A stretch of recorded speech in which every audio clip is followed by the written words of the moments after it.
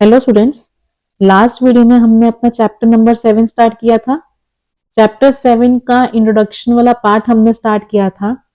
उसमें हमने देखा था कि कॉन्ग्रुएंट क्या होता है, अगर दो ट्राइंगल कॉन्ग्रुएंट है तो उनको नेम कैसे देते हैं, हम दो ट्राइंगल्स के नेम कैसे लिखते हैं, वो सब हमने फर्स्ट पार्ट में कंप्लीट किया था। अब हम ये देखेंगे कि ट्राइंगल कॉन्ग्रुएंट करते कैसे हैं। अब ट्राइंगल कॉन्ग्रुएंट करने के लिए हमारे पास डिफरेंट डिफरेंट क्राइटेरियाज हैं। आज हम उसको देखेंगे। सबसे पहला है SAS क्राइटेरिया। SAS क्राइटेरिया क्या होता है, देखो यहाँ पे पहले डेफिनेशन लिखी हुई है, वो पढ़ लेते हैं। Two triangles are congruent if two sides and the included angle of one triangle are equal to the two sides and included angle of the other triangle. ये तो हो गई कि इसको एक्सप्लेन करके हमने लिख दिया।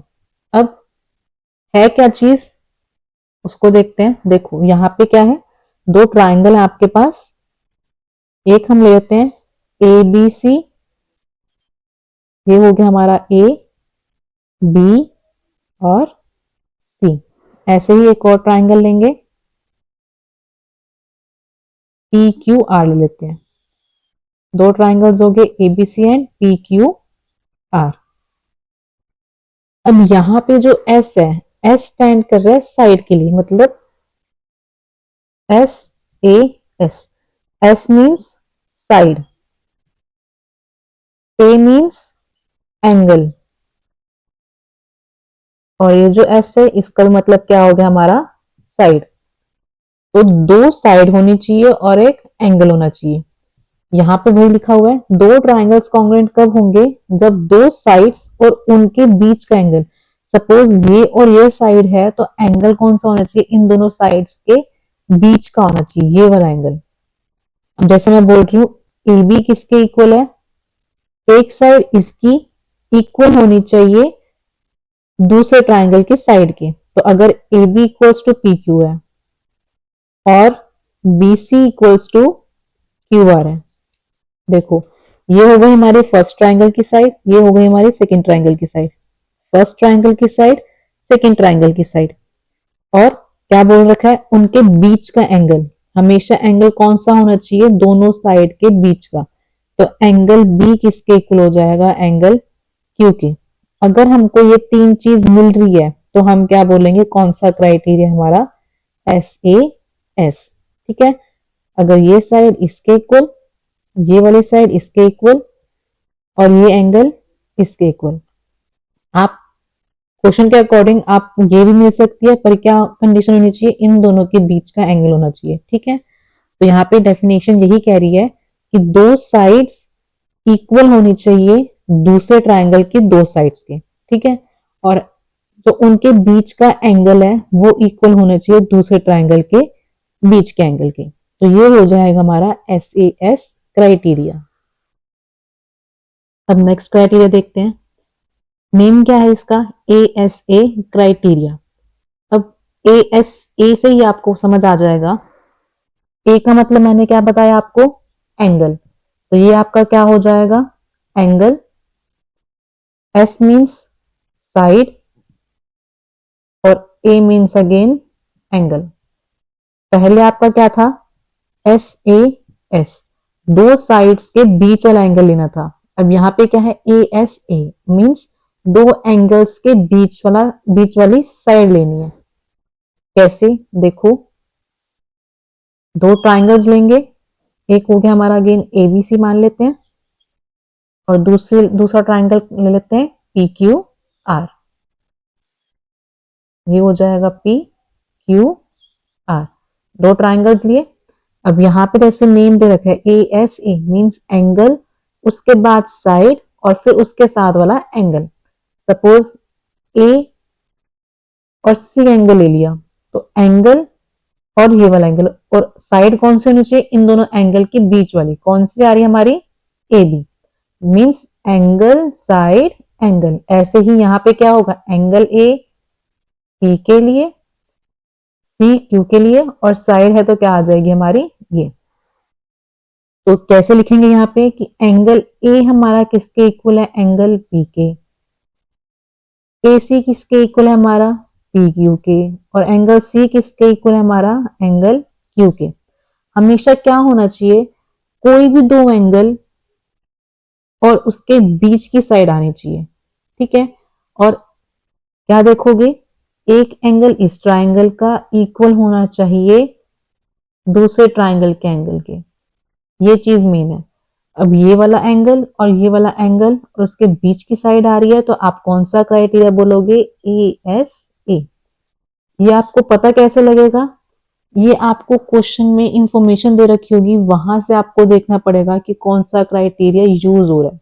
आपको क्या चीज गिवन है, दो साइड्स और एक एंगल इक्वल दे रखा है, या दो एंगल और एक साइड इक्वल दे रखी है। आपको क्वेश्चन में गिवन होगा, बस आपने देखना है कौन सा क्राइटेरिया यूज हो रहा है, वो पुट करना है और ट्राइंगल्स को कॉन्ग्रेंट करना है। ये हो गया आपका second criteria, A S A. अब देखते हैं next criteria, S S S criteria. Name से पता लग गया होगा आपको, S S S means side side side. अब इसकी डेफिनेशन देखते हैं, if three sides of one triangle are equal to the three sides of another triangle then the triangles are congruent. क्या मतलब हुआ कि फर्स्ट ट्राइंगल की तीनों साइड्स इक्वल होनी चाहिए सेकंड ट्राइंगल के तीनों साइड्स के, ठीक। जैसे कि इस ट्राइंगल एबीसी ट्राइंगल की फर्स्ट साइड इक्वल होनी चाहिए सेकंड ट्राइंगल पीक्यूआर के फर्स्ट साइड के। मतलब जरूरी नहीं है कि ये वाली साइड इसी के इक्वल होगी, ये वाली साइड इसके इक्वल भी हो सकती है, इसके भी, मतलब पीक्यू के भी इक्वल हो सकते हैं, क्यूआर के भी इक्वल हो सकते हैं, पीआर के भी इक्वल हो सकती है। कहने का मतलब क्या है, इसकी एक साइड इक्वल होनी चाहिए इसके एक साइड के, दूसरी साइड इक्वल होनी चाहिए दूसरी साइड के, और थर्ड साइड इक्वल होनी चाहिए थर्ड साइड के। तीनों साइड एक दूसरे के इक्वल होनी चाहिए, ये मतलब है। तो आपका ये क्या बन जाएगा, एस एस एस क्राइटेरिया बन जाएगा। नेक्स्ट देखते हैं RHS congruence rule. If in two right triangles, the hypotenuse and one side of one triangle are equal to hypotenuse and one side of other triangle, the two triangles are congruent. सबसे पहले क्या आना चाहिए, right triangles होने चाहिए। तो हमने यहाँ पे दो राइट ट्राइंगल्स ले लिए, P Q R and A B C. आगे क्या बोल रखा है, the hypotenuse and one side of one triangle means hypotenuse इसकी क्या होगी, पी क्यू, और वन साइड वो पी क्यू भी हो सकती है और क्यू आर भी हो सकती है। तो यहाँ पे हम क्या बोलेंगे, पी आर साइड इक्वल होगी हमारी दूसरे ट्राइंगल के हाइपोटेन्यूज ए सी के। एक हमारा राइट एंगल होता है, और थर्ड क्या चीज है, इन दोनों में से कोई भी एक साइड। तो ये है आपका आरएचएस कॉन्ग्रुएंस रूल। अब देखते हैं थ्योरम्स। ये दो थ्योरम्स हैं, इसके बाद आपका इंट्रोडक्शन वाला पार्ट खत्म हो जाएगा। फर्स्ट थ्योरम देखते हैं, क्या बोल रखा है, angles opposite to equal sides of an isosceles triangle are equal।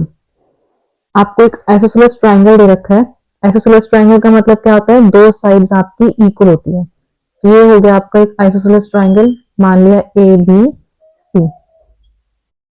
क्या बोला है यहाँ पे, angle opposite to equal sides. Suppose A B equal है आपका ए सी के, हमें पता है आइसोसेलेस ट्राइंगल है, तो दो साइड्स आपकी क्या हो गई, इक्वल हो गई।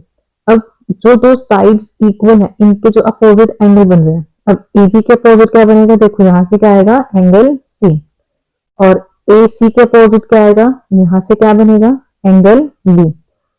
इन दो इक्वल साइड्स के अपोजिट जो दो एंगल हैं वो भी क्या होंगे, हमारे इक्वल होंगे। दैट मीन्स एंगल बी किसके इक्वल हो जाएगा, आपका एंगल सी के। ये बोल रखा है कि अगर दो साइड्स इक्वल हैं तो उनके अपोजिट एंगल भी क्या होंगे, वो इक्वल होंगे। और जो नेक्स्ट थ्योरम है इसका अपोजिट है कि अगर एंगल इक्वल है तो उनके अपोजिट साइड भी क्या होंगी, इक्वल होंगी। ऐसे एक ट्राइंगल ले लेते हैं एबीसी, ए बी सी, दो एंगल्स इक्वल बोल रखे हैं। सपोज हमने मान लिया बी एंगल और सी एंगल क्या है, इक्वल है। अब बी के अपोजिट साइड कौन सी है, देखो इसके अपोजिट क्या जा रही है आपकी, ए सी। तो ए सी यहां से आ जाएगा, और सी के अपोजिट क्या आ रही है आपकी, ए बी। अगर बी एंगल सी एंगल के इक्वल है तो दिस इंप्लाइज, तो हम क्या बोलेंगे कि ए बी किसके इक्वल हो जाएगी, आपकी ए सी की। ये हो गई आपकी दो थ्योरम्स। इसके बाद आपका एक वर्ड, मतलब एक चीज आ गई सीपीसीटी वर्ड। सीपीसीटी क्या होता है? Corresponding part of congruent triangle. क्या मतलब हुआ इसका? Corresponding part of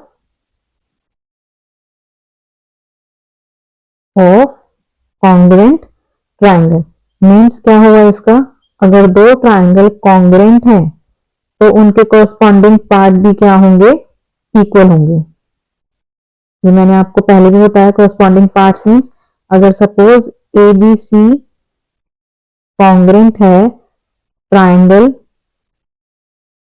D E F के, अगर ये दो ट्रायंगल कॉन्ग्रुएंट है तो एंगल ए किसके इक्वल होगा? एंगल डी के। एंगल बी किसके इक्वल होगा? एंगल ई के। एंगल सी किसके इक्वल होगा? आपका एंगल एफ के। ऐसे ही ए बी किसके इक्वल हो जाएगा? डी ई के।